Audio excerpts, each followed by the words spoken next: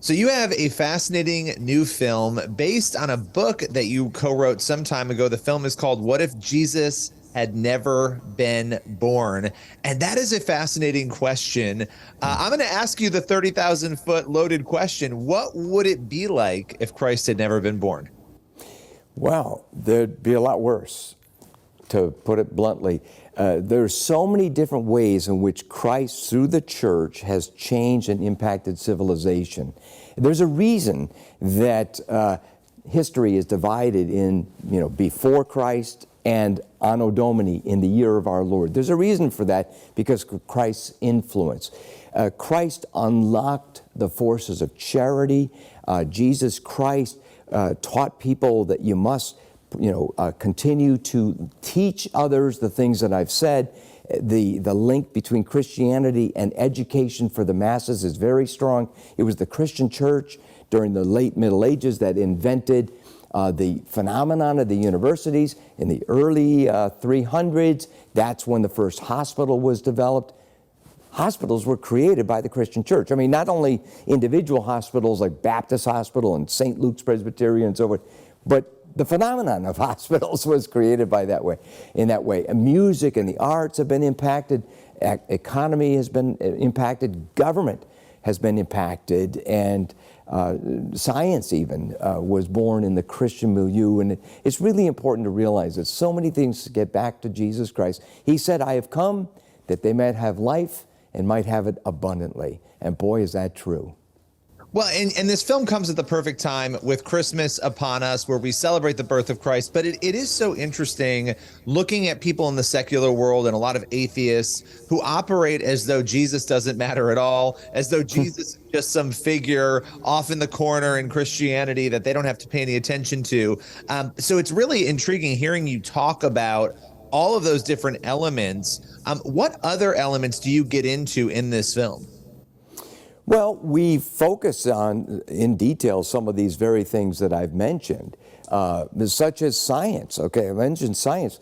A lot of people don't realize this, but it was Christianity, especially in the late Middle Ages and the beginning, with the Reformation and so forth, where there was this feeling among all these different scientific leaders that a rational God had made a rational universe, and it was their job to basically search out God's creation and see what the rules were that he impressed upon his own creation. In fact, Johannes Kepler, the great Christian astronomer, said, "We scientists are priests of the Most High God. We are thinking God's thoughts after him."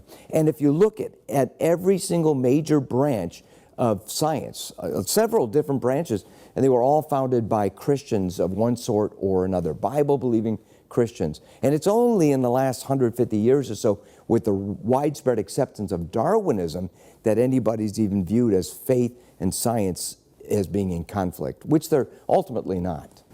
Right. And that's another area where you constantly hear people in the secular world dismissing, follow the science, dismissing all the people of faith as though God didn't create, he created everything, right? So science explains many times, when it's on the right footing, what God did and how he did it, right? So it's kind of fascinating. But when you look at culture today, where we are right now, what is going on right now, why do you believe this film and this message of focusing on what it would be like had Jesus never been born, why do you think that's so important right now?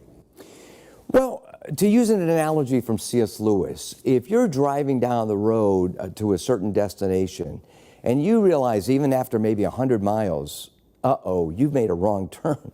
You maybe have to, rejigger your map and trajectory and so forth to get back on the right path. You may even have to turn around at some point and do a U-turn and so forth. We need to do that. I feel like this culture has benefited enormously because of Jesus Christ. It continues to do so, and yet we have forgotten God, and that's why all the bad things have happened to us. There was a great Puritan leader, Cotton Mather, in 1702, said this about the American experience.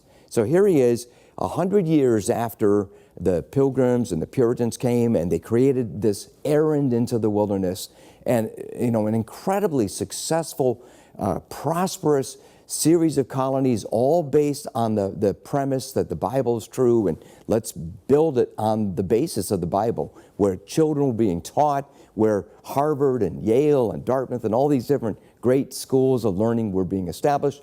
And he said, we have already begun to prosper. And he said this, religion begat prosperity, and the daughter hath consumed the mother. And this is like that biblical theme that we see in Deuteronomy 6 and Deuteronomy 8. When you come into the land, the promised land, and the Lord your God gives you all these things, when you eat and you're satisfied, don't forget the Lord your God. It's He that gave you these things. So I feel like we have a very ungrateful society. We forget that it is God that has given all these different things to us. And the Christian church, even to this very day, continues to do its phenomenal work, even all around the world, maybe in ways people don't realize. But when we did an earlier version of this film of What If Jesus Had Never Been Born, I interviewed in London the worldwide head of the Salvation Army. And he said not only would there be no Salvation Army without the Savior, but he said tens of millions of human beings all around the world this very day and every day will receive some sort of material sustenance, food, education, shelter, clothing, because of the Christian church. Jesus Christ has made such a huge difference. For those who live in wintry areas where it's very cold and snowy, remember this statement from C.S. Lewis. If Jesus had never come, to paraphrase him, it would be always winter, but never Christmas. It's so interesting to me that it doesn't resonate with me to be apathetic to faith. I understand, though, how somebody might land there if they haven't been raised with it, they haven't heard a lot about it. What I struggle more with is this movement of people, in light of what you just said, especially in the atheist movement, who conclude that, religion is the problem, faith is the problem, right? As believers, we know faith is the solution. True faith is the solution to all of our problems. But what do you think breeds that? In light of what you just said, the fact that hospitals, universities, organizations, we know that Christians give more and do more than any other group of people. Why do you think people then conclude still faith is the problem? Well, there's no question that there's some bad times that have happened, some bad things that have happened in the name of Christ. People used to say something like, well, more people have been killed in the name of Christ than in any other, and they're thinking about the Crusades or the Inquisition.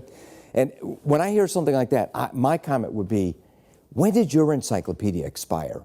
Certainly before 1917. I mean, honestly, when you deal with, look at the Nazis who were anti-Christian and the Soviets and, the communists, wherever they've gone, it's always anti-Christian. And they've killed tens of millions of people. Interesting contrast. I just said a few moments ago, because of Jesus, this very day, tens of millions of human beings will be fed and clothed, and something good will happen to them because of the love of Jesus. And yet, in contrast, when the atheists have full sway and they take over a country and state and impose their totalitarian system, only the very creme de la creme, get nice food and so forth. But the rest of the people, it's really bad. And then the nonconformists, they kill so many of them. I'm sure you're familiar with the book called The Black Book of Communism. It was published by Harvard University Press, 1999. So at the very end of the century, and they're saying, oh my goodness, at least about 100 million people have been killed in the 20th century alone in the name of communism.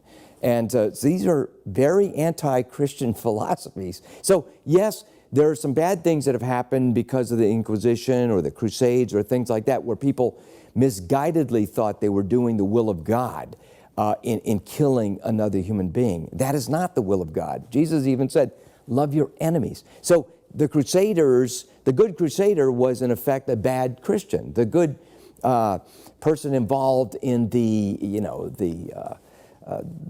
all these different things, they're not following Jesus Christ. And that's the point. Whereas with the secular worldview, if there is no God, then the state is God.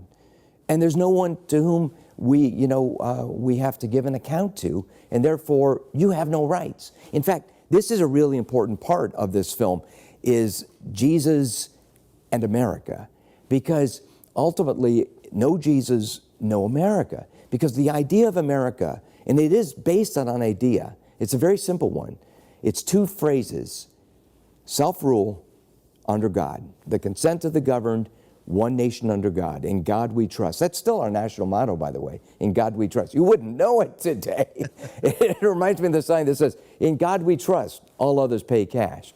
But you know, the bottom line is that if there is no God, then it's hard to maintain that self-rule for too long. And but the consent of the governed, that is really a great phenomenon. And that, by the way, that whole process began in the cabin of the Mayflower on November 11th, 1620, when the Pilgrims were blown off course. They were no longer under any government's jurisdiction, and they decided to make a covenant, a written political covenant based on the biblical model of covenant. It was the Mayflower Compact, and that began the process. And there were several other covenants and constitutions and so forth leading up to the Declaration of Independence, 1776, and the U.S. Constitution, 1787, which again, self-rule under God. That's the essence of it. And you would not have that without the influence of Jesus Christ. And that influence stretches far and wide. The film is What If Jesus Had Never Been Born? Thank you so much for your time today. Really appreciate it. Thank you, Billy, and Merry Christmas.